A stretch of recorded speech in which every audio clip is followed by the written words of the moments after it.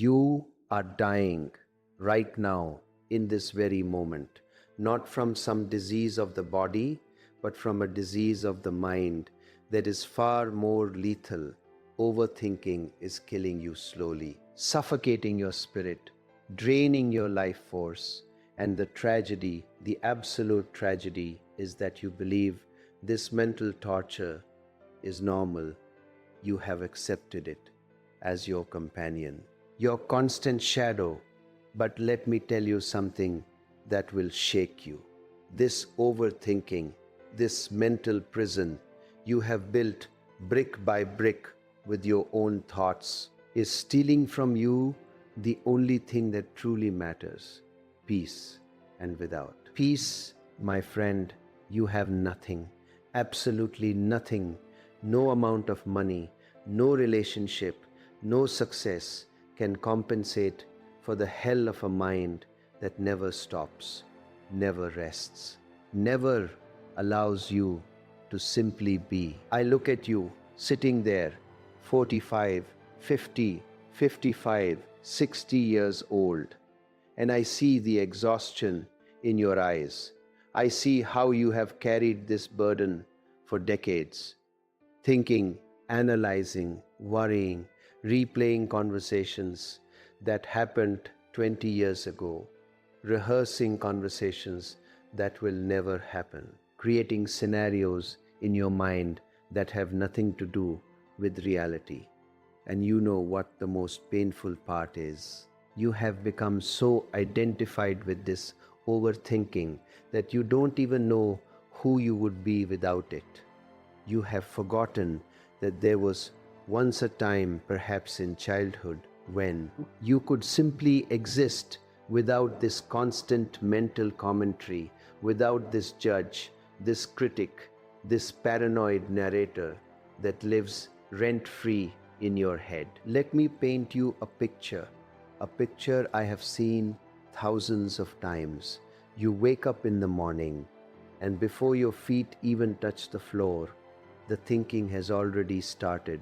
What do I need to do today? Did I say the wrong thing yesterday? Why did she look at me that way? What if this happens? What if that doesn't happen? You make your coffee, and you are not even present for that simple act. You are already 3 hours ahead, planning, worrying, anticipating. You drive to work and you don't see the trees. You don't feel the air. You are trapped in your head, replaying some argument, some disappointment, some fear, and this continues hour after hour, day after day, year after year, until suddenly you realize that you have lived an entire life, but you were never actually present for any of it.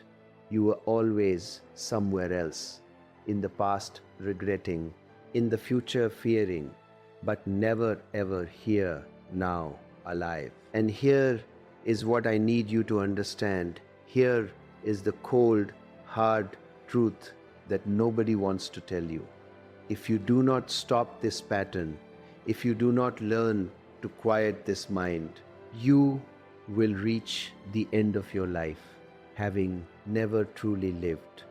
You will look back and realize that you spent your precious years, your irreplaceable moments, lost in thought, lost in worry, lost in mental masturbation that produced nothing but suffering.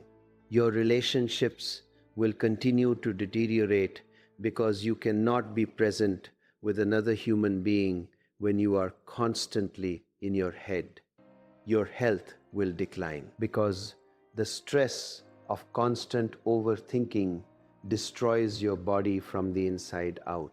Your opportunities will pass you by because a mind that is always analyzing is a mind that cannot act, cannot take risks, cannot embrace the unknown. And the saddest part, the part that breaks my heart, is that you will never know peace.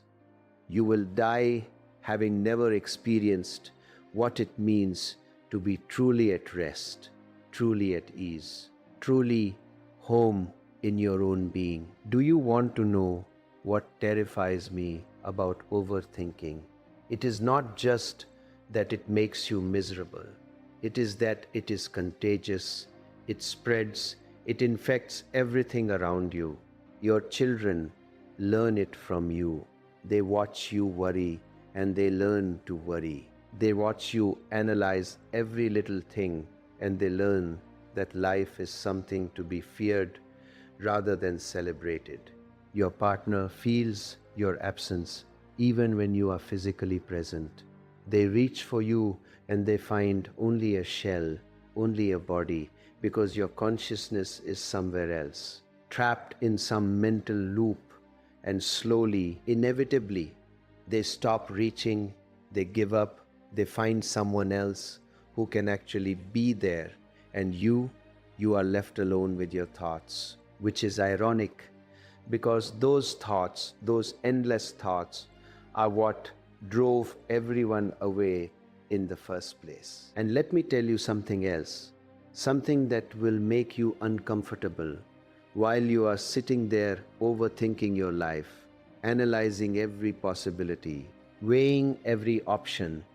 Someone else, someone who thinks less and acts more, is out there living the life you dream about. They are building the business you keep planning. They are in the relationship you keep hoping for. They are experiencing the joy you keep postponing. Because here is the secret that overthinkers never understand. Life does not reward the best thinkers. Life rewards the best livers. Life rewards those who can be present, who can act despite uncertainty, who can embrace the moment without needing to control every outcome. And every day you spend trapped in your head is another day that life passes you by, another day that someone else claims the happiness that could have been yours. But wait, it gets worse, and I need you to really hear this. Overthinking is not just stealing your present and your future, it is rewriting your past. Every memory you have is being contaminated by your current mental state. That beautiful moment you had 5 years ago, you cannot even remember it accurately anymore because your overthinking mind has analyzed it, dissected it, found problems in it, created meanings that were never there. You are literally destroying your own history. You are taking the few genuinely good experiences you have had and turning them into more material for worry, more evidence for your negative beliefs, more reasons to be afraid. And soon, very soon, you will have nothing left. No present because you are not here. No future because you are too afraid to step into it. And no past because you have contaminated every memory with your toxic thinking patterns. Imagine this. Imagine that your ex-husband, the one you keep thinking about, analyzing what went wrong, replaying conversations, wondering if you could have done something differently. Imagine he has moved on completely. Imagine he has found a woman who does not overthink, who can be present, who can laugh without immediately wondering what the laugh means, who can accept love without analyzing whether she deserves it. Imagine he is happy now, genuinely happy, in a way he never was with you, not because you are not a good person, but because you were never actually there. You were always in your head, always somewhere else. And now it is too late. He has built a new life, a better life, and you are still sitting there thinking about what went wrong, still analyzing, still trapped in the same mental prison that destroyed the relationship in the first place. Or imagine this.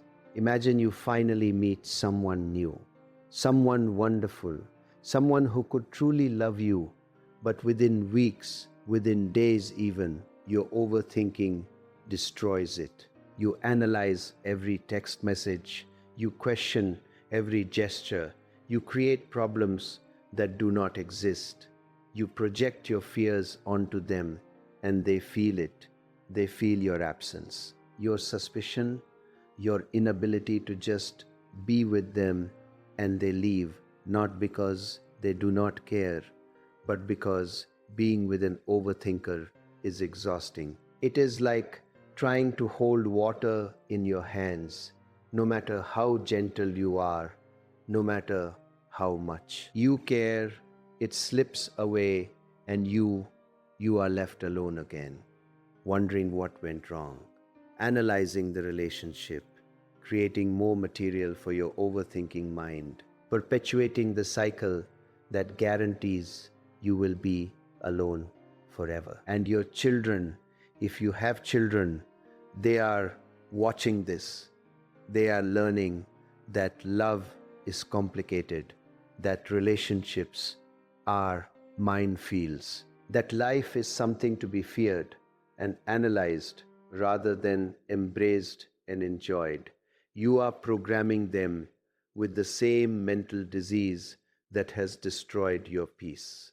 And they will grow up and repeat your patterns, and their children will repeat them, and on, generation after generation of overthinkers, all suffering, all trapped, all missing life while they think about life.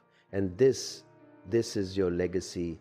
This is what you are passing on. Not wisdom, not love, not joy, but anxiety, fear, and the inability to be present. Now, I know what you are thinking because I know how overthinkers think. You are thinking, but Osho, my situation is different. My problems are real. I have legitimate reasons to worry. I have been hurt before. I need to protect myself. I need to think things through. And you know what? You are right. You are absolutely right. Your problems are real. But here is what you are missing. Thinking about them constantly does not solve them, it makes them worse. Worrying about being hurt does not protect you. It guarantees you will be hurt because you will either avoid all connection or you will sabotage the connections you do make. Analyzing every possibility does not prepare you for life. It paralyzes you.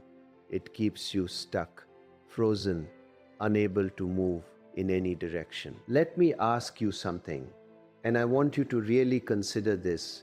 In all these years of overthinking, in all these decades of analyzing and worrying and replaying and anticipating, has it ever, even once, led to lasting peace?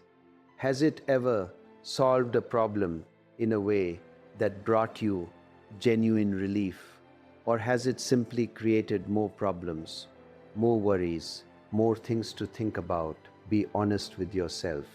Because the truth is that overthinking is not problem solving, it is problem creating. It is an addiction. And like all addictions, it promises relief but delivers only more suffering, more craving, more need for the very thing that is destroying you. And here is the really insidious part, the part that keeps you trapped. Overthinking gives you the illusion of control. It makes you feel like you are doing something, like you are preparing, protecting, managing, but it is all an illusion. You are not in control. You are controlled by your thoughts, controlled by your fears, controlled by patterns that were probably installed in you before you were even old enough to question them. And the more you think, the less control you actually have, because you are strengthening the very neural pathways that keep you trapped. You are literally rewiring your brain to be more anxious, more worried, more stuck, and every day this continues. it becomes harder to change. The patterns become deeper, more automatic, more you. But here is where it gets truly frightening. Here is where you need to wake up and pay attention. There is a point of no return. There is a point where the overthinking becomes so habitual, so deeply ingrained, that you lose the ability to even recognize that you are doing it. It becomes your baseline, your normal, and at that point, change becomes almost impossible, not because you cannot change, but because you cannot even see that there is something to change. You become the overthinking. There is no separation, no observer, no space, just endless thought identifying itself as you. And that, my friend, is a living death. That is hell, not some metaphorical hell in the afterlife, but actual hell right here, right now, and you are choosing it. Every moment you allow the overthinking to continue, you are choosing hell over heaven, suffering over peace, death over life. So what do you do? How do you escape this prison? How do you stop overthinking and finally find peace? And please, please understand, I am not offering you some quick fix, some positive thinking nonsense, some affirmation that will magically make everything better. That is not how this works.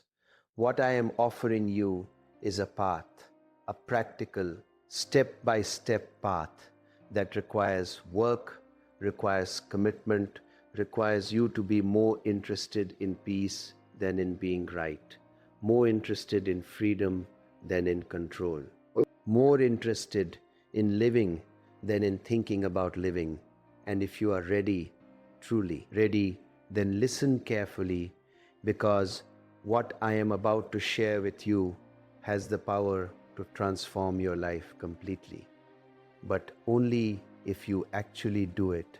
Not just think about doing it, not just understand it intellectually, but actually practice it daily, consistently, with dedication. The first thing you must understand, and this is absolutely foundational, is that you are not your thoughts. You are the awareness in which thoughts appear. This is not philosophy. This is not spirituality. This is simple, observable fact. Right now, as you listen to me, thoughts are appearing in your consciousness. You can observe them. You can watch them come and go.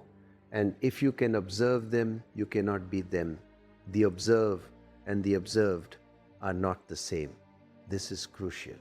This is the key that unlocks everything. Because as long as you believe you are your thoughts, you are trapped. You are identified. You are stuck. But the moment you realize you are the space in which thoughts appear, everything changes. Suddenly, there is distance, there is perspective, there is choice. So here is your first practice, and I want you to start this today, right now, not tomorrow, not when you feel ready. Now, I want you to begin observing your thoughts as if they were clouds passing through the sky. You are the sky, vast, unchanging, spacious, and thoughts are just clouds. They come, they go. Some are dark, some are light, but none of them are you. None of them define you. None of them control you unless you grab onto them and say, this is me, this is mine, this is important. So the practice is simple. Whenever you notice you are thinking, and especially when you notice you are overthinking, just label it. Say to yourself, thinking, or if you want to be more specific, worrying or planning or judging or remembering. Just label it. And in that moment of labeling, you create space, you step back, you become the observer rather than the observed. And in that space, that tiny gap between you and your thoughts freedom exists. Now, I can already hear your mind objecting, saying, "But Osho, I cannot just stop thinking. I have responsibilities, I have problems to solve, I need to think." And you are right. You do need to think. But there is a difference between useful thinking and useless thinking, between thinking that serves you and thinking that enslaves you. Useful thinking is when you have a specific problem and you apply your mind to it for a specific period of time and then you let it go. Useless thinking is the constant mental chatter, the repetitive loops, the worrying about things you cannot control, the replaying of past events, the anticipating of future disasters. And here is the key: 95% of your thinking is useless. It serves no purpose except to create suffering. So when I say observe your thoughts, I am not saying stop all thinking. I am saying become conscious of your thinking so you can distinguish between what serves you and what destroys you. The second practice, and this builds on the first, is to bring your attention back to the present moment again and again and again. Because here is the truth: overthinking can only exist in relation to the past or the future. It cannot exist in the present moment. Think about it. When you are fully present, fully here, fully now, what is there to overthink? You are simply experiencing what is.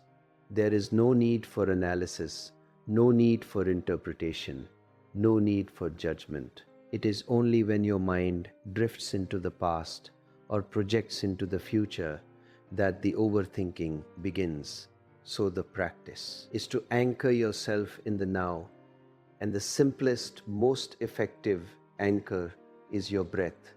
Your breath is always here, always now, always available. So whenever you notice you are overthinking, bring your attention to your breath. Feel the air moving in and out. Feel your chest rising and falling. Feel the sensation at your nostrils. And for those few moments, you are free, you are present, you are home. But let me warn you, this is simple, but it is not easy. Your mind will resist. It will tell you, this is stupid, this is a waste of time. You have important things to think about. You cannot just breathe and ignore your problems. And this resistance, this voice, is the addiction speaking. It is the overthinking defending itself, trying to survive, because it knows that if you continue this practice, if you consistently bring yourself back to the present moment, it will lose its power over you. It will weaken. It will eventually dissolve, and it does not want to die, so it will fight. It will create urgency. It will manufacture crises. It will convince you that you need to think right now about this very important thing. And this is where you must be strong. This is where you must commit. Because every time you choose presence over thinking, you are rewiring your brain.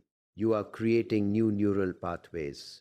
You are literally changing the structure of your mind. The third practice is to understand the root of overthinking. And this requires some honest self-inquiry. Why do you overthink? What is the payoff? Because trust me, there is always a payoff. Nobody does something repeatedly unless they are getting something from it. And for most overthinkers, the payoff is the illusion of control. The feeling that if I think about it enough, if I analyze it enough, if I prepare for every possibility, then I will be safe, I will not be hurt, I will not be surprised. I will be in control. But here is the devastating truth. You are not in control. You have never been in control. You will never be in control. Life is fundamentally uncertain, fundamentally unpredictable, fundamentally beyond your management. And the sooner you accept this, the sooner you surrender to this, the sooner you find peace. So the practice here is to question your need for control, to ask yourself, what am I afraid will happen if I stop overthinking? What disaster am I trying to prevent? What pain am I trying to avoid? And as you inquire into this, you will discover that underneath the overthinking is fear, deep primal fear, fear of failure, fear of being hurt, fear of being alone, fear of death. And this fear, this is the real problem. The overthinking is just a symptom, a coping mechanism, a strategy that does not work but that you keep using because you do not know what else to do. So the practice is to face the fear directly, to feel it in your body, to allow it to be there without trying to think your way out of it. And as you do this, as you sit with the fear, as you breathe into it, you will discover something amazing. You will discover that the fear is not as solid as you thought. It is just energy, just sensation, and it cannot actually hurt you. It is your resistance to it, your thinking about it, that creates the suffering. Now, let me give you a specific technique that combines all of these practices. I call it the 3-minute reset, and I want you to do this multiple times throughout your day, especially when you notice you are overthinking. Here is how it works. First minute, bring your attention to your breath. Just breathe naturally, easily, and count your breaths. Inhale 1, exhale 2, inhale 3, exhale 4, up to 10, and then start again. If you lose count, start again. The counting keeps your mind occupied so it cannot wander. Second minute, bring your attention to your body. Scan from your head to your toes. Notice any tension, any tightness, any discomfort, and just observe it. Do not try to fix it. Do not judge it. Just notice it. This brings you into your body and out of your head. Third minute, bring your attention to your surroundings. Notice 5 things you can see, 4 things you can hear, 3 things you can feel, 2 things you can smell, 1 thing you can taste. This grounds you in the present moment, in reality, in what is actually here rather than what you are thinking about. 3 minutes, that is all. And if you do this practice 5 times a day, you will spend 15 minutes in presence, 15 minutes free from overthinking. And those 15 minutes will begin to change everything, because you will start to notice the difference. You will start to feel what peace is like, what presence is like. And once you have tasted it, once you know it is possible, you will want more. You will be motivated to practice more. And gradually, slowly, your baseline will shift. You will spend more time present and less time thinking, more time at peace and less time in turmoil. And your life, your actual lived experience will transform. But let me tell you about the obstacles, because there will be obstacles. The first obstacle is consistency. You will start this practice with enthusiasm. You will do it for a few days, maybe even a few weeks, and then life will get busy. Something will happen and you will forget. You will skip a day, then another day, and before you know it, you are back to your old patterns. So you need a strategy for consistency. You need to tie this practice to something you already do every day. For example, every time you have a cup of coffee, do the 3-minute reset. Or every time you go to the bathroom, Do the 3-minute reset or set alarms on your phone, 5 alarms throughout the day that remind you to practice. Make it so easy, so automatic that you cannot forget. The second obstacle is judgment. You will judge yourself for overthinking. You will think, I should not be doing this. I should be better by now. I am failing at this practice. And this judgment, this self-criticism is just more thinking, more mental activity, more suffering. So the practice is to notice the judgment without judging the judgment. Just observe it. Just say, oh, there is judgment, and bring yourself back to the present moment, back to your breath, back to your body, back to what is actually here. And remember, you are not trying to become perfect. You are not trying to never. Think again. You are simply trying to create more space, more awareness, more choice. And every moment you are aware, even if you are aware that you are overthinking, is a success, is progress, is movement in the right direction. The third obstacle is the belief that you need to understand why you overthink before you can stop. This is a trap. This is the mind trying to keep you in the mind. You do not need to analyze your childhood. You do not need to understand every psychological mechanism. You do not need to figure out the root cause. All of that is just more thinking, more mental activity. And while understanding can be helpful, it is not necessary. What is necessary is practice, is doing, is consistently bringing yourself back to the present moment, regardless of why you left it. So let go of the need to understand, let go of the need to know why, and just practice. Just do the work, and the understanding, if it is needed, will come naturally, effortlessly, without you having to think about it. Now, let me talk about relationships, because this is where overthinking does the most damage. When you are in your head, you cannot be with another person, you cannot listen, you cannot feel, you cannot connect. You are physically present but energetically absent.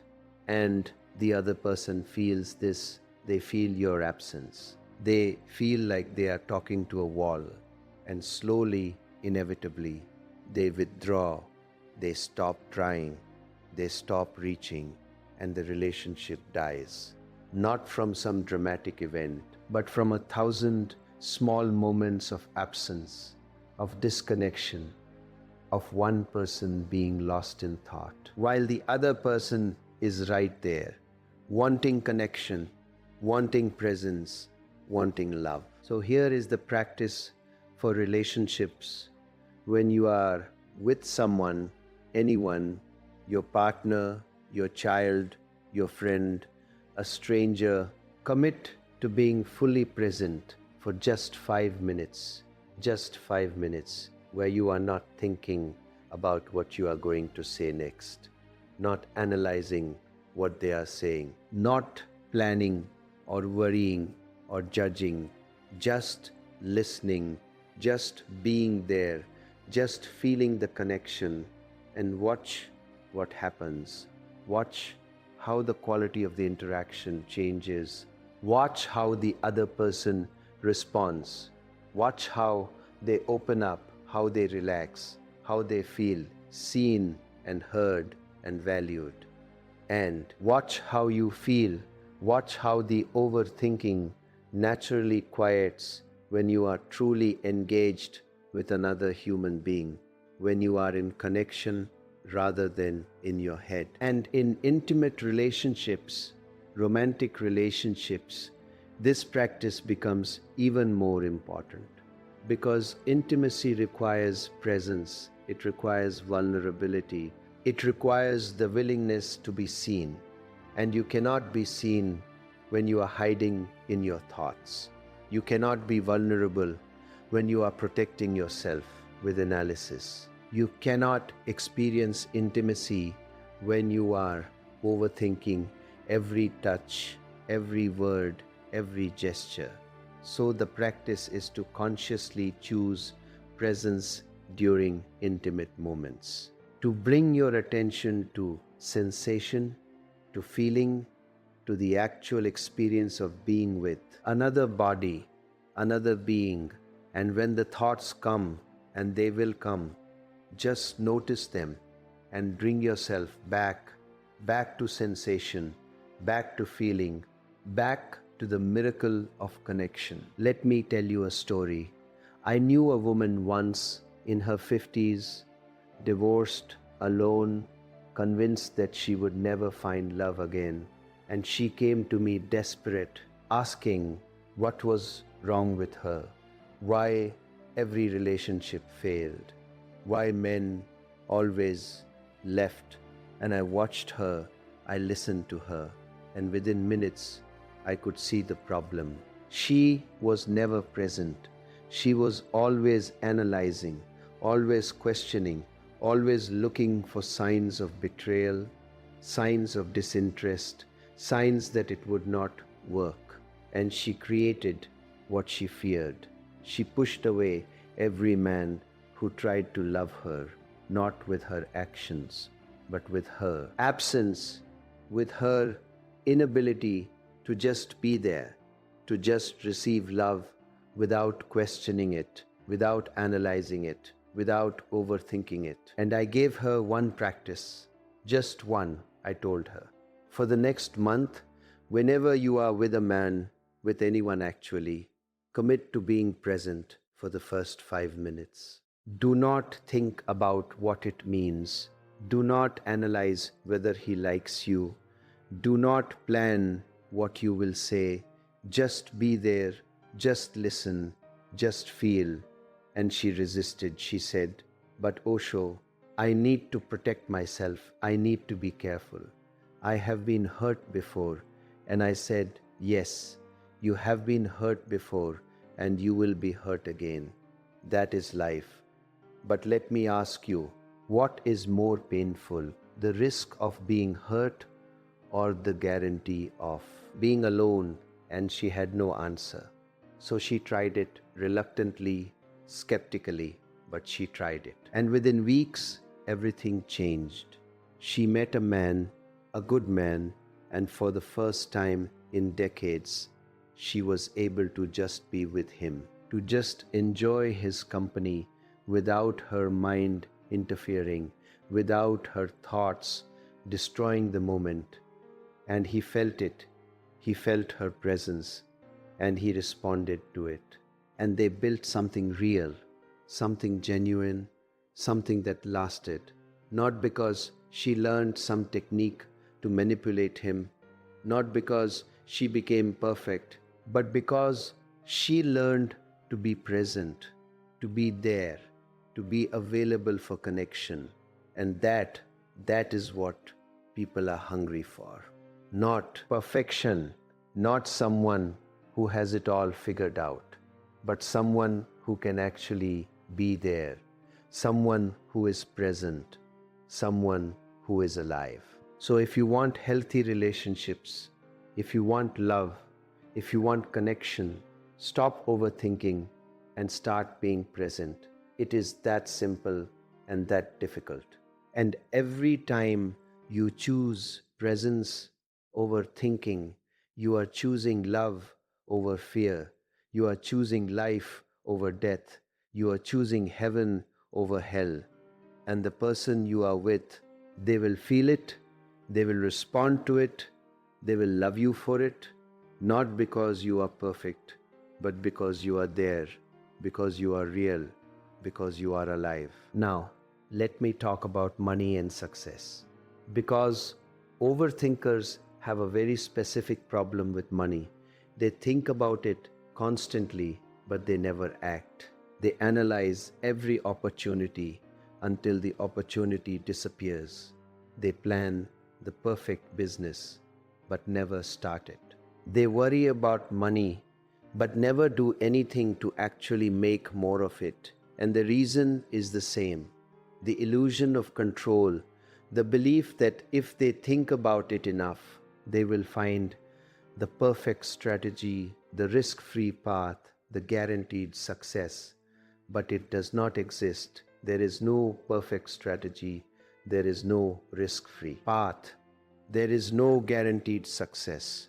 There is only action, only experimentation, only the willingness to try and fail and learn and try again. So here is what I want you to understand. Successful people are not smarter than you. They do not overthink less because they have less to worry about. They overthink less because they have trained themselves to act despite uncertainty, to move despite fear, to decide despite not having all the information.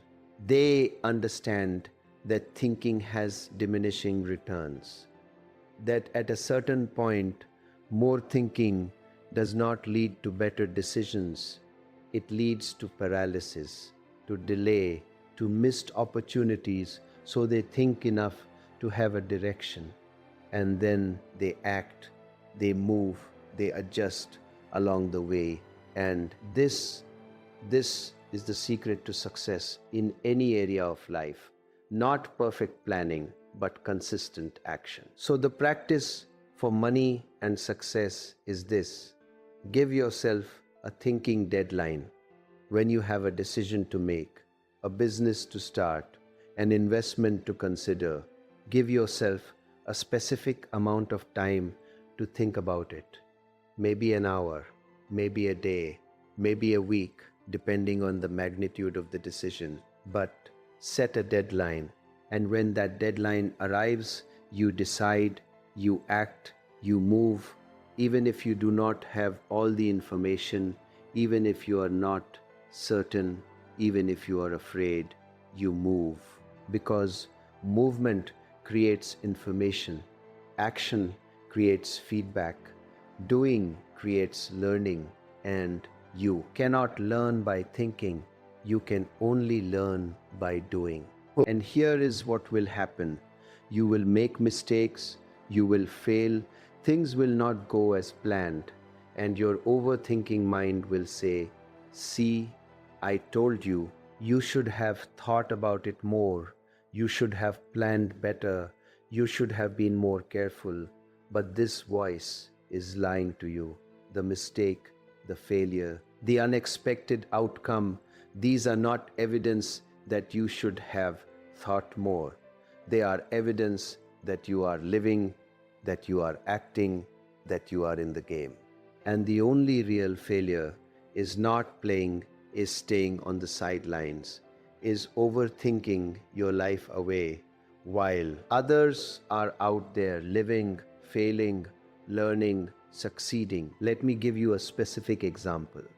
Let us say you want to start a business, a small business, something you have been thinking about for years. And every time you think about it, your mind comes up with 1,000 reasons why it will not work. Not enough money, not enough time, too much competition. What if it fails?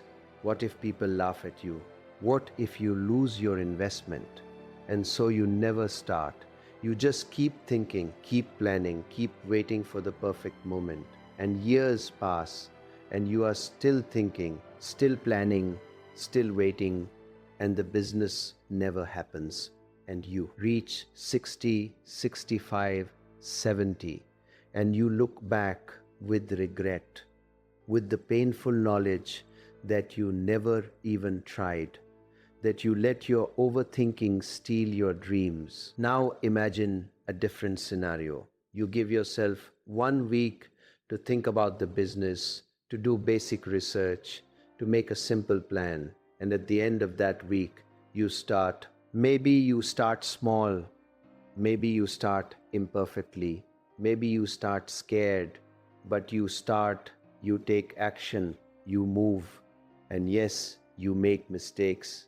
Yes, you encounter problems you did not anticipate. Yes, it is harder than you thought. But you are learning, you are growing, you are alive. and maybe the business succeeds. Maybe it fails, but either way, you are not stuck. You are not paralyzed. You are not drowning in overthinking. You are living. You are doing. You are free. This is the difference between overthinkers and successful people. Not intelligence, not talent, not luck, but the willingness to act despite uncertainty, the courage to move despite fear, the wisdom to know that thinking has limits and that at some point you must simply do.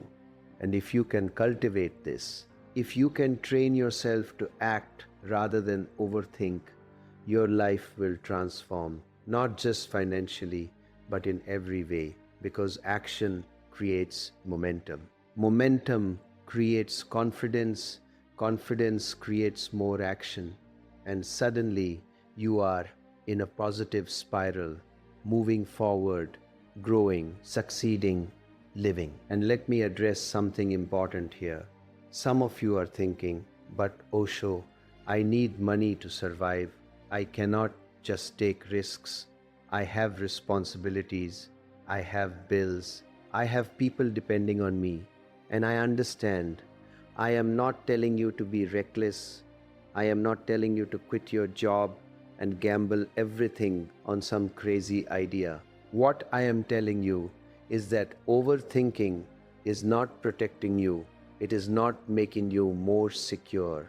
It is keeping you stuck in a life you do not want, in a job you hate, in a financial situation that stresses you constantly. So the practice is to take small actions, calculated risks, to move in the direction you want to go, even if you can only move an inch at a time, because an inch of action is worth more than a mile of thinking. Start a side business, work on it 1 hour a day, invest a small amount of money, an amount you can afford to lose, learn a new skill, take a course, reach out to someone in your field, ask for advice, ask for opportunities, and yes, your overthinking mind will resist.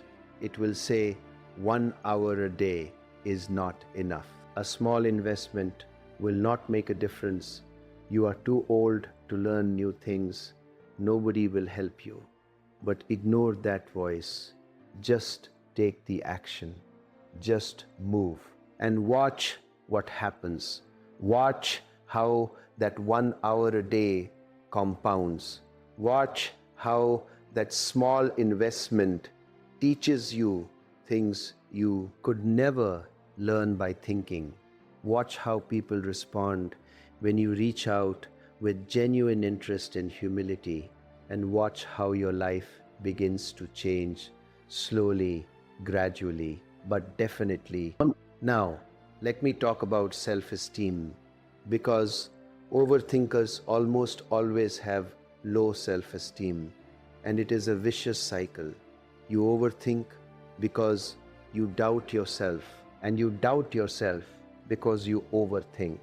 Your mind constantly criticizes you, constantly finds fault, constantly compares you to others, and finds you lacking. And you believe these thoughts, you identify with them. You think they are telling you the truth about who you are, but they are not.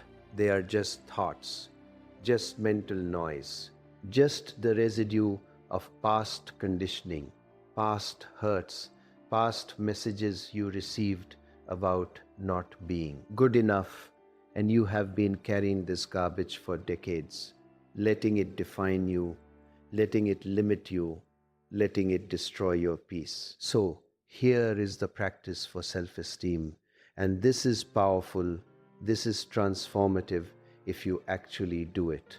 Every day, I want you to write down 3 things you appreciate about yourself.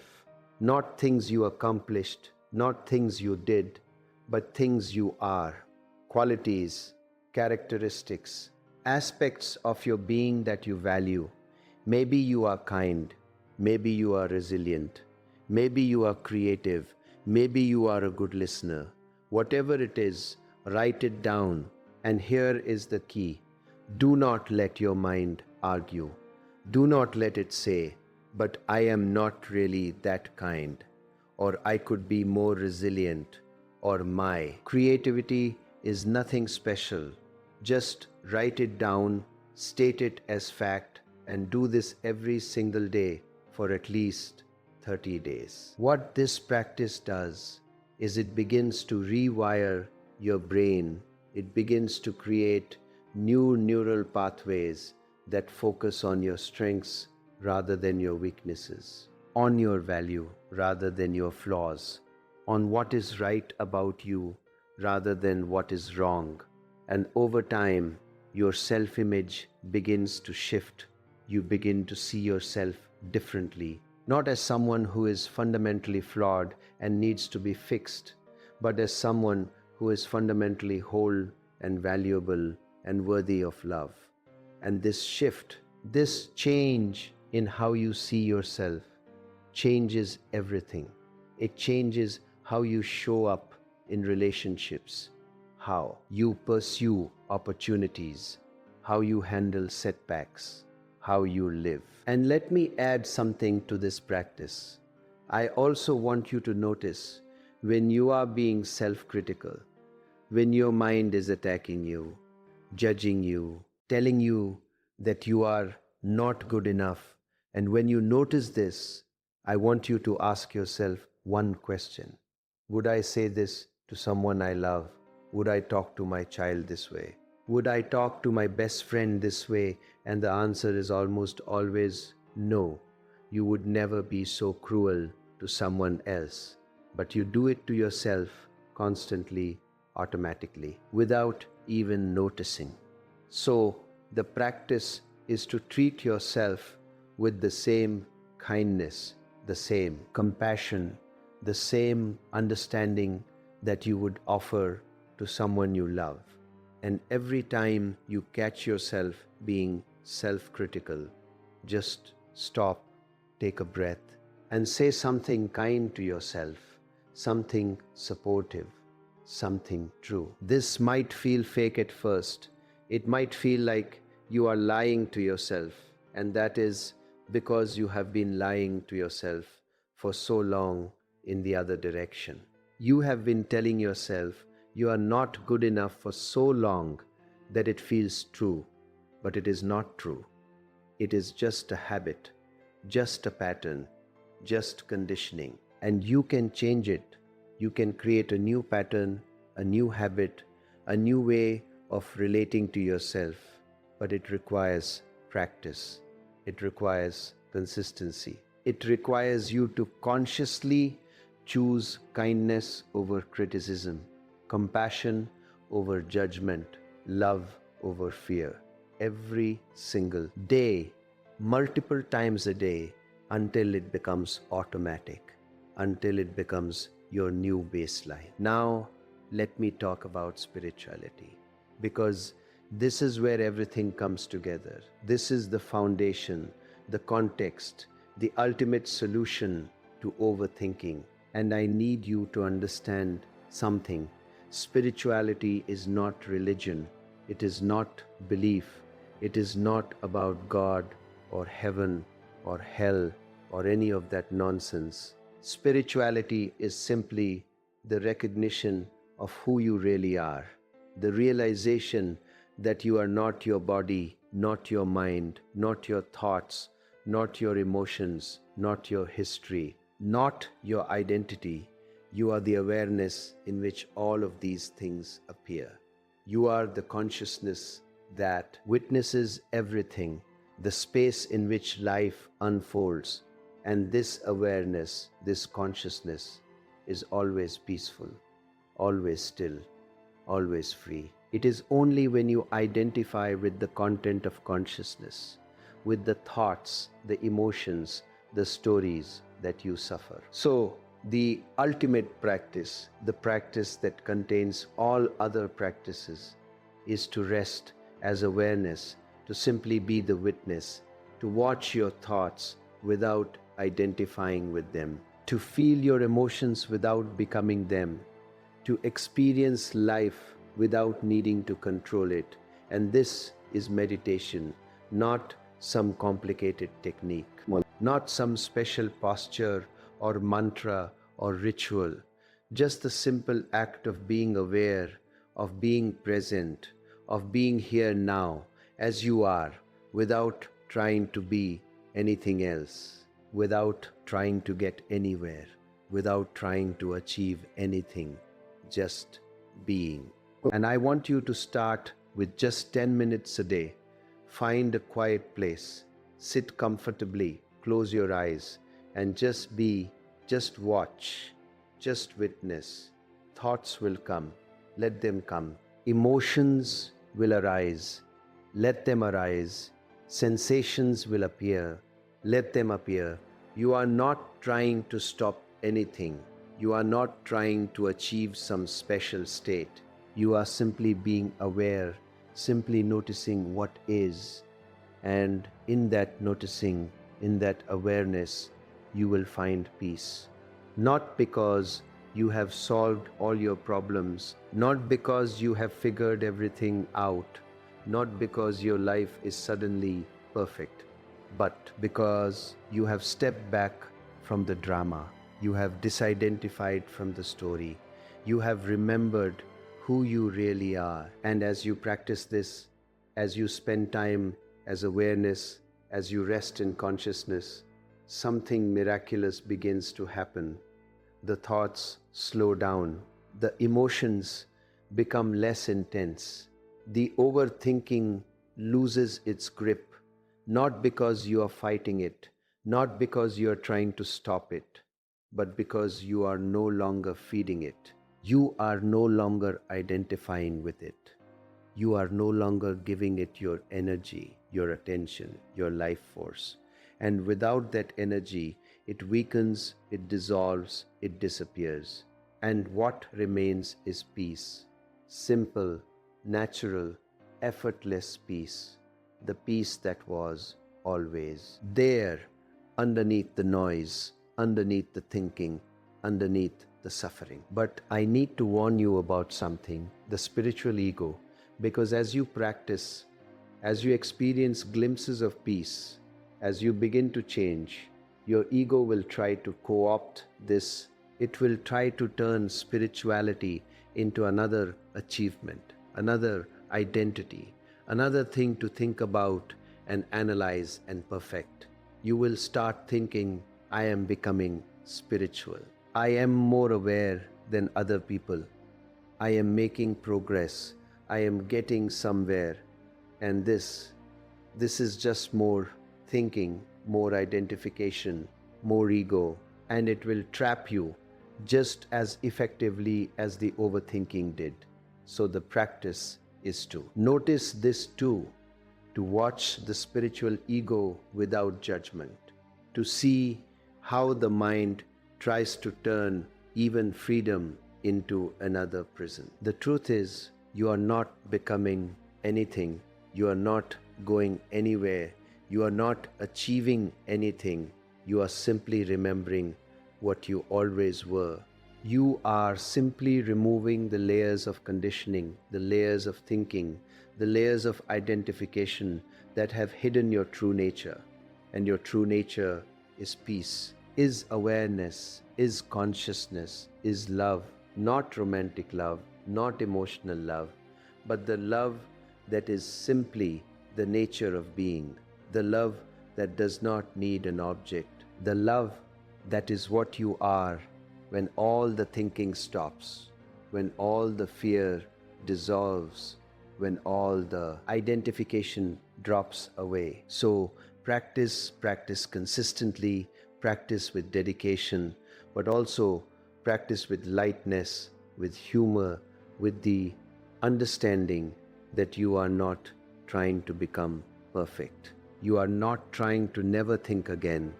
You are simply trying to create more space, more awareness, more choice, more freedom, and every moment of practice is valuable.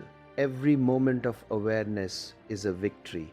Every moment of presence is a gift, not just to yourself, but to everyone around you. Because when you are present, when you are at peace, you change the energy of every interaction, every relationship, every situation. You become a source of calm in a world of chaos, a source of peace in a world of anxiety, a source of love in a world of fear. And let me tell you what is possible. Let me tell you what awaits you on the other side of overthinking. Imagine waking up in the morning and your first experience is not thought but sensation.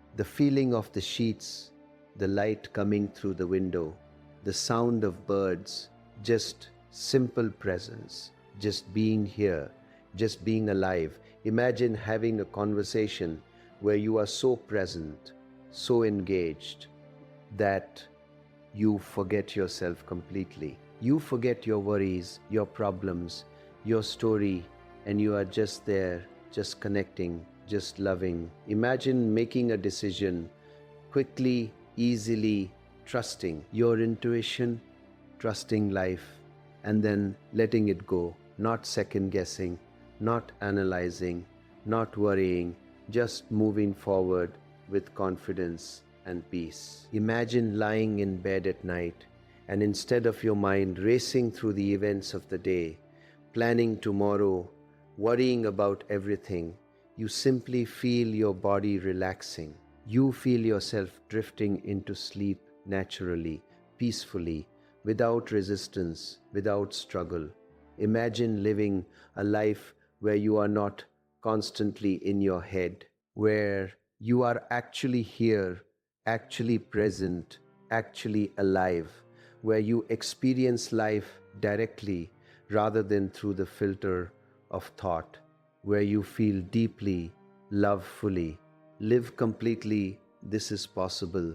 This is what awaits you, not in some distant future, not after you have fixed everything, but now, today, in this moment, if you simply stop overthinking and start being. But you must choose it, you must commit to it, you must practice it, because nobody can do this for you.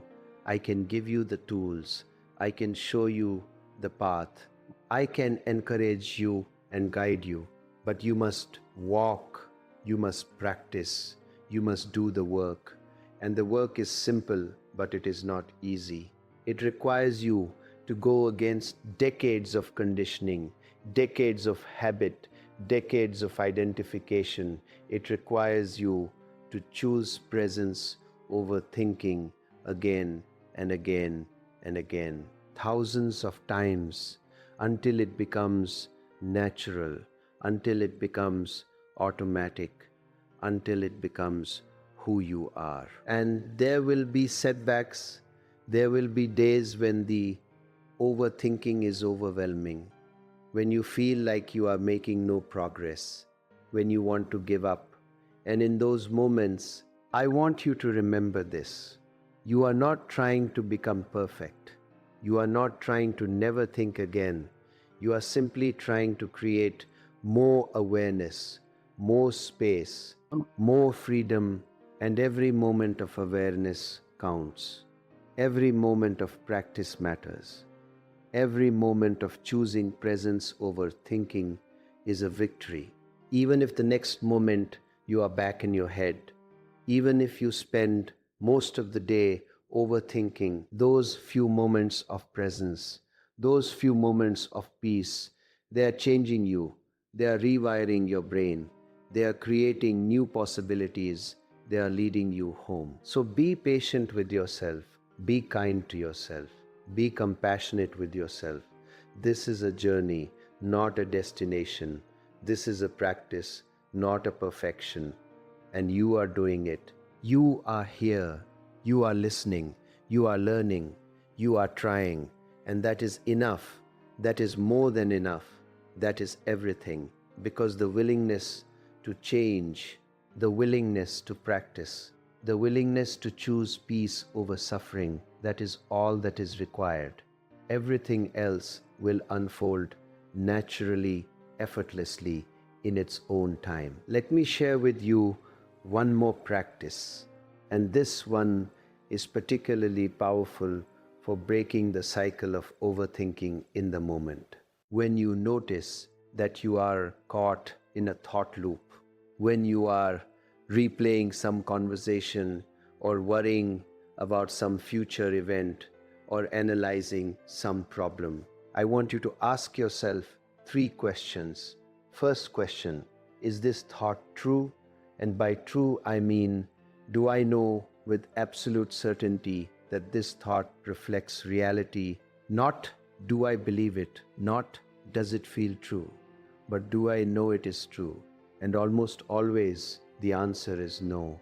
Almost always you will. Realize that the thought is just speculation, just interpretation, just a story your mind is telling. Second question, is this thought useful? Is thinking this thought right now helping me in any way? Is it solving a problem? Is it making me feel better? Is it leading to constructive action? And again, almost always the answer is no. The thought is just creating suffering, just spinning in circles, just wasting your energy. Third question, and this is the most important one. Who would I be without this thought if this thought simply did not exist? If it never occurred to me, who would I be? How would I feel? What would I do? And as you sit with this question, as you imagine yourself without the thought, you will feel a shift. You will feel lighter, freer, more peaceful. And in that moment, you will realize that the thought is not necessary. It is not protecting you. It is not helping you. It is just a habit, just a pattern, just something your mind does automatically, and you can choose not to engage with it. You can choose to let it go. You can choose to return to the present moment, to your breath, to your body, to what is actually here. These 3 questions. Is it true? Is it useful? Who would I be without it? They are like a key that unlocks the prison of overthinking. They create space. They create perspective. They create choice. And the more you use them, the more automatic they become. Until eventually you do not even need to ask the questions consciously. You just notice a thought and immediately you see through it. You see that it is not true, not useful, not necessary, and you let it go effortlessly, naturally, and you return to peace, to presence, to life. Now, I want to address something that many of you are probably feeling right now. You are feeling overwhelmed. You are thinking, this is too much, too many practices, too many things to remember, too many changes to make. I cannot do all of this. And you know what? You are right. If you try to do everything at once, you will do nothing. You will be overwhelmed. You will give up.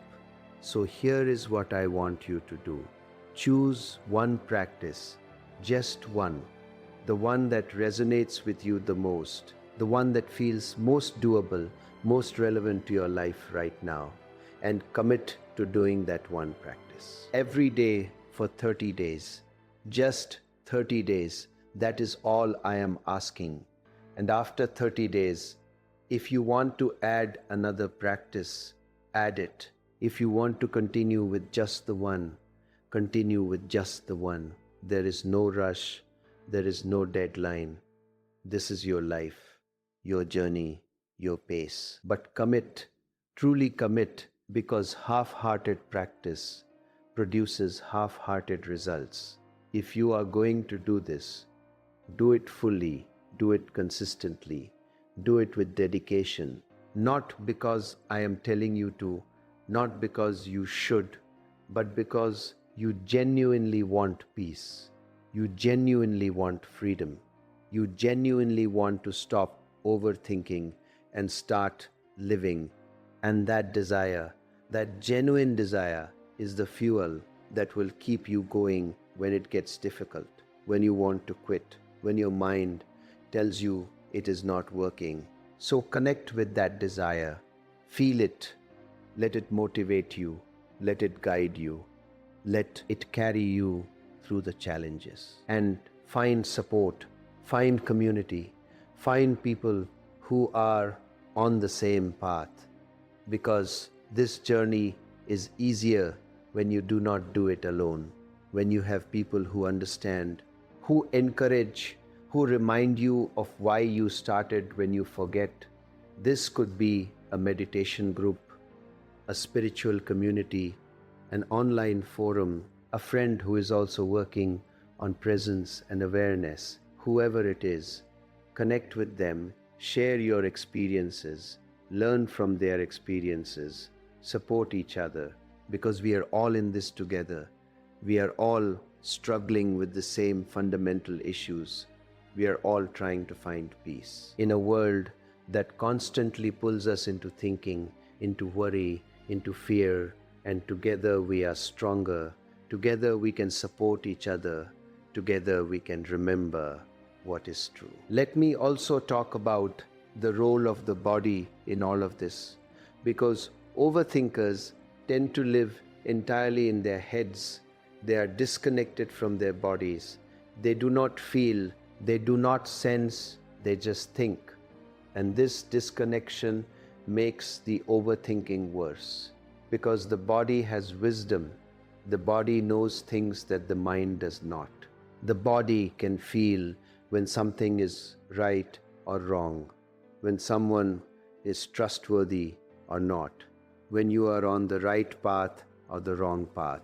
But you cannot access this wisdom when you are disconnected, when you are living entirely in your head. So the practice is to reconnect with your body, and the simplest way to do this is through movement, through exercise, through anything that gets you out of your head and into your body. This could be walking, running, yoga, dancing, swimming, whatever you enjoy, whatever feels good. And as you move, bring your attention to the sensations. Feel your muscles working, feel your heart beating, feel your breath moving, feel the aliveness of your body. And in those moments, you are not overthinking. You cannot overthink when you are fully in your body, fully in sensation, fully in movement. So make this a regular practice. Move your body every day, not as a chore, not as something you should do, but as a gift to yourself, as a way of coming home to yourself, as a way of remembering that you are not just a mind, you are a body, you are a being, you are alive. And pay attention to what your body is telling you. When you feel tension in your shoulders, that is your body telling you that you are stressed, that you are carrying too much. When you feel tightness in your chest, that is your body telling you that you are anxious, that you are afraid. When you feel exhaustion, that is your body telling you that you need rest, that you need to slow down. And instead of ignoring these signals, instead of pushing through, instead of thinking your way around them, listen to them, honor them, respond to them, because your body is not your enemy. It is not something to be controlled or managed or ignored. It is your partner, your ally, your home. And when you treat it with respect, with care, with love, it will support you. It will guide you. It will help you find peace. Now let me talk about sleep, because overthinkers almost always have sleep problems. They lie in bed and their mind races. They cannot shut it off. They replay the day. They plan tomorrow. They worry about everything. And sleep becomes difficult, elusive, unsatisfying. And this creates a vicious cycle, because lack of sleep makes overthinking worse, makes you more anxious, more stressed, more unable to cope. So improving your sleep is crucial. It is not optional. It is essential. So here is a simple sleep routine that will help. 1 hour before bed, no screens, no phone, no computer, no television, just turn them off. The blue light from screens interferes with your body's natural sleep cycle. And the content, the information, the stimulation, it activates your mind. It gets you thinking. So just turn them off and instead do something calming, something quiet, something that helps you transition from the activity of the day to the rest of the night. You could read, but read something light, something enjoyable, not something that makes you think or worry. You could take a bath, you could listen to calm music, you could do some gentle stretching, whatever helps you relax. 30 minutes before bed, do the 3-minute reset practice I taught you earlier. Bring yourself fully into the present moment, into your body, into your breath, and then, and this is important, write down anything that is on your mind, anything you are worried about, anything you need to remember, anything you are thinking about, just write it down. Get it out of your head and onto paper. This tells your mind that you have captured the information, that you do not need to keep thinking about it, that you can let it go for now. And this simple act, this simple externalization of your thoughts can dramatically quiet your mind. And then when you lie down in bed, do a body scan. Bring your attention to your toes. Notice any sensation, any tension, and just breathe into it. Let it relax. And then move to your feet, your ankles, your calves, slowly moving up your body, noticing, breathing, relaxing. And by the time you reach your head, you will be deeply relaxed, deeply present in your body, and your mind will be quiet, and sleep will come naturally, easily, without struggle. And if thoughts arise during the night, if you wake up and your mind starts racing, do not fight it, do not get frustrated, just notice it, just bring your attention back to your breath, back to your body, back to the sensation of lying in bed, and let the thoughts be there without engaging with them, without following them, without believing them. Just let them pass like clouds and return to rest, return to peace, return to sleep. Let me now talk about forgiveness, because overthinkers carry a lot of resentment, a lot of anger, a lot of hurt from the past, and they think about it constantly. They replay old arguments, old betrayals, old disappointments, and every time they replay it, they experience the pain again. They reinforce the wound. They keep it fresh. And this is self-torture. This is choosing to suffer. Because the past is gone. It does not exist anymore, except in your mind, except in your thoughts, except in your memory. And every time you think about it, you are choosing to bring it into the present. You are choosing to contaminate this moment with that moment. You are choosing suffering over peace. So the practice is forgiveness. And forgiveness does not mean that what happened was okay. It does not mean you condone it. It does not mean you have to reconcile with the person who hurt you. Forgiveness simply means that you are letting go of the resentment. You are releasing the anger. You are freeing yourself from the past. Because holding on to resentment is like drinking poison and expecting the other person to die. It does not hurt them.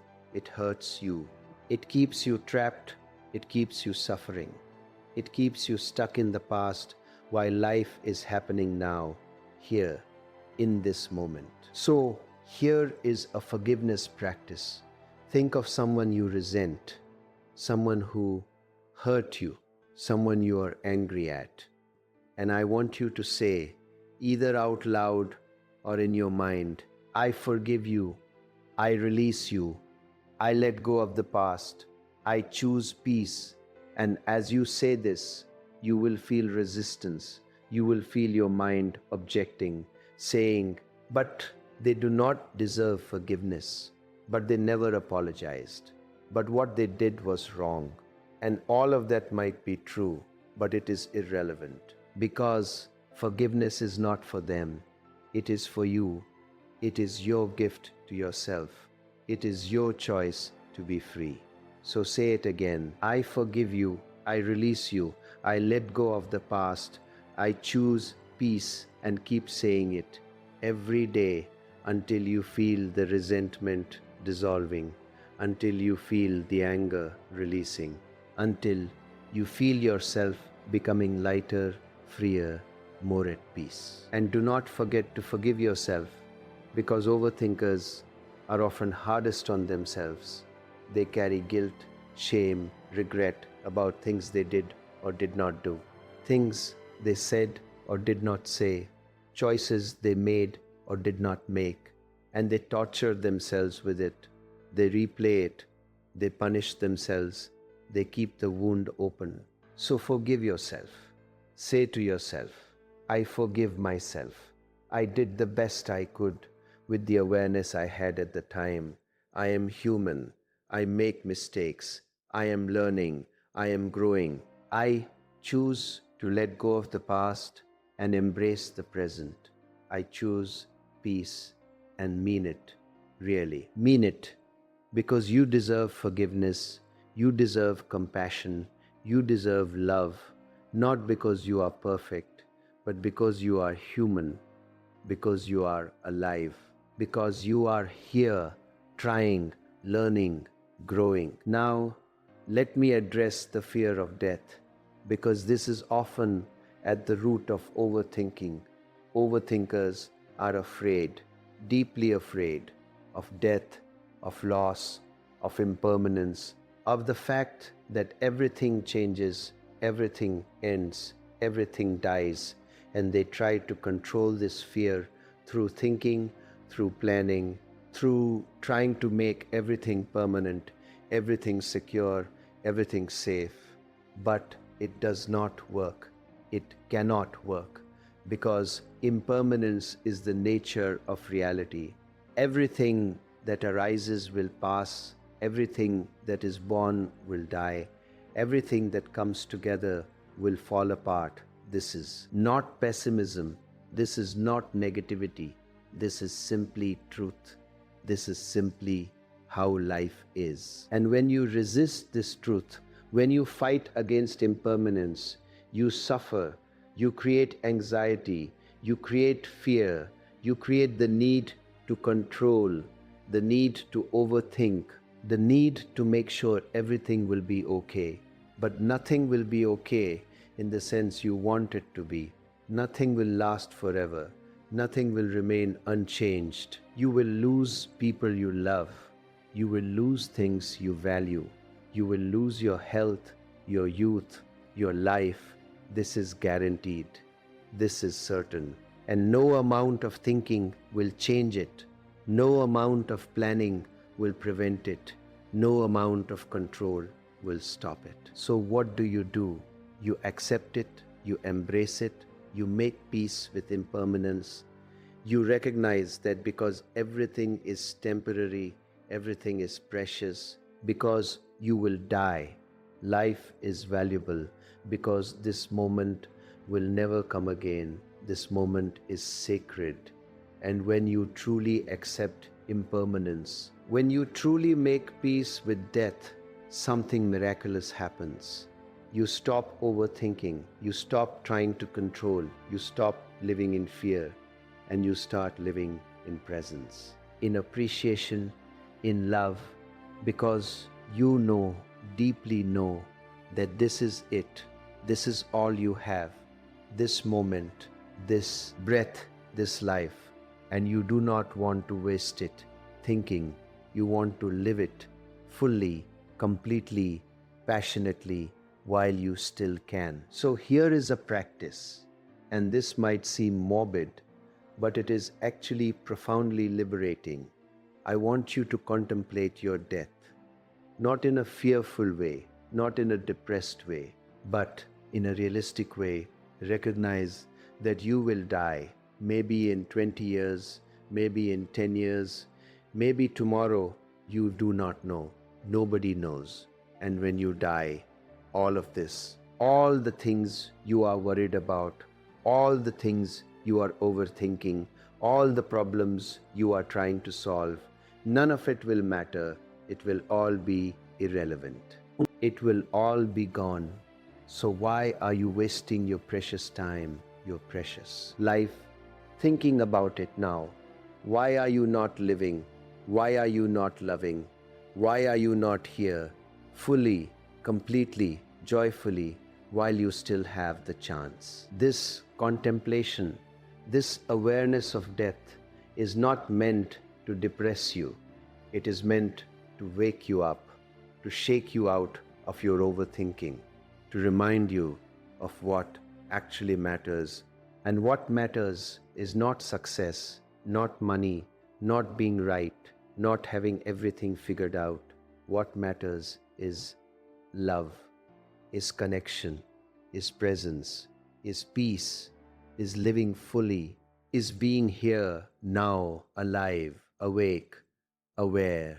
And when you remember this, when you really let it sink in, the overthinking loses its power, because you realize it is just a waste of time, a waste of life, a waste of the precious opportunity you have been given to be here, to be alive, to be conscious, to experience this miracle of existence. So use death as a teacher, use it as a reminder, use it as motivation to stop overthinking and start living, because you do not have forever. You do not have unlimited time. You have now, just now, and now is slipping away while you think about it. So stop thinking and start being. Stop analyzing and start experiencing. Stop preparing for life and start living life, because this is it. This is all there is, and it is enough. It is more than enough. It is everything. If you can just be present for it, if you can just stop overthinking long enough to actually experience it. Let me tell you about joy, because overthinkers have forgotten what joy feels like. They have been serious for so long, worried for so long, thinking for so long, that they have forgotten how to laugh, how to play, how to be silly, how to enjoy simple things. And this is a tragedy, because joy is your birthright. Joy is your natural state. Joy is what you are when you are not thinking, when you are not worrying, when you are not trying to control everything. Joy is what bubbles up naturally when you are present, when you are alive, when you are free. So the practice is to consciously cultivate joy, to do things that make you laugh, that make you smile, that make you feel alive.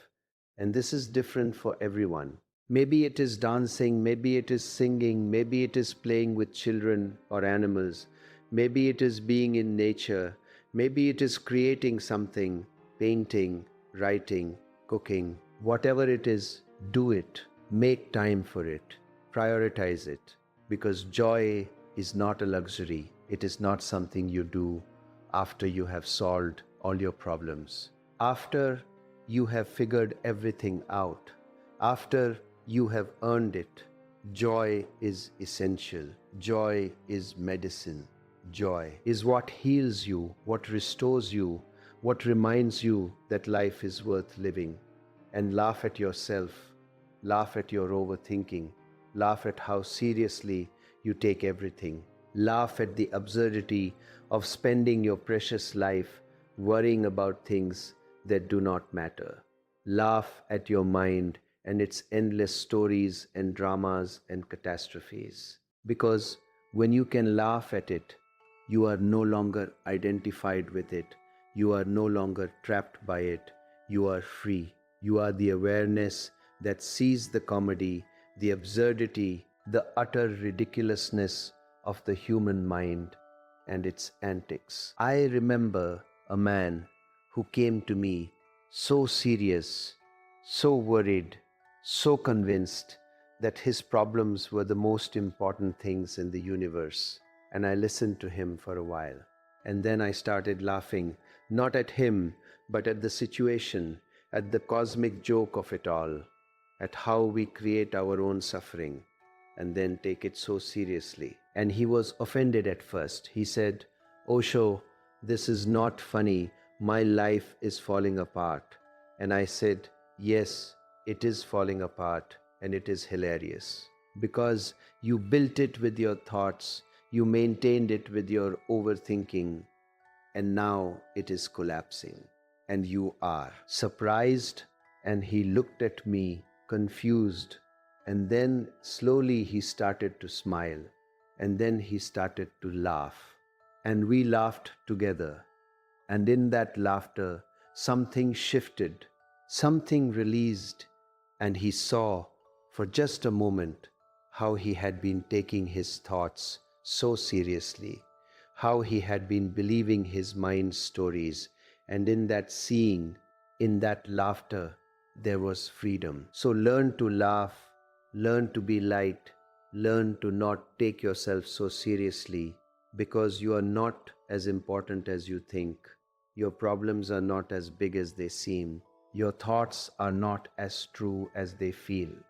You are just a human being living a brief life on a small planet in a vast universe, and none of it really matters in the cosmic sense. So you might as well enjoy it, you might as well laugh, you might as well be here, now, present, alive, joyful, free. As we come toward the end of our time together, I want to leave you with this.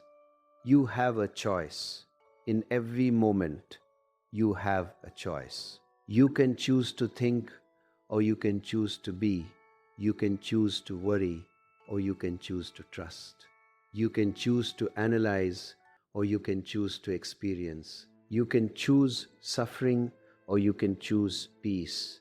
And this choice, this simple choice, is available to you right now, not later, not after you have practiced for years, not after you have become enlightened. Now, in this moment, you can choose to stop overthinking and simply be here, simply be present, simply be alive. And every time you make this choice, you are training your brain, you are creating new patterns, you are moving toward freedom.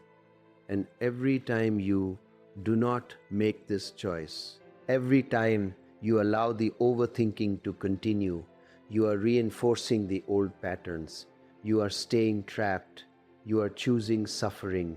So choose wisely, choose consciously, choose for peace, choose for presence, choose for life, because this is your life.